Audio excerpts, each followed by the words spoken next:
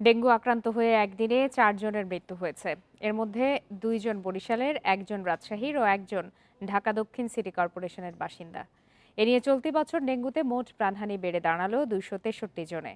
রবিবার স্বাস্থ্য অধিদপ্তরের বিজ্ঞপ্তিতে এসব তথ্য জানানো হয়েছে। এতে আরও বলা হয়, ২৪ ঘণ্টায় হাসপাতালে ভর্তি হয়েছে ১,১৪৩ জন, যা চলতি মৌসুমে একদিনের সর্বোচ্চ। এতে আক্রান্তের সংখ্যা বেড়ে দাঁড়িয়েছে ৬৫,৪৪০ জনে।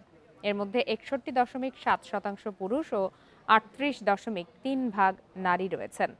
২৪ ঘণ্টায় দেশের বিভিন্ন হাসপাতাল থেকে সুস্থ হয়ে বাড়ি ফিরেছেন ৬৫৬ জন ডেঙ্গু রোগী।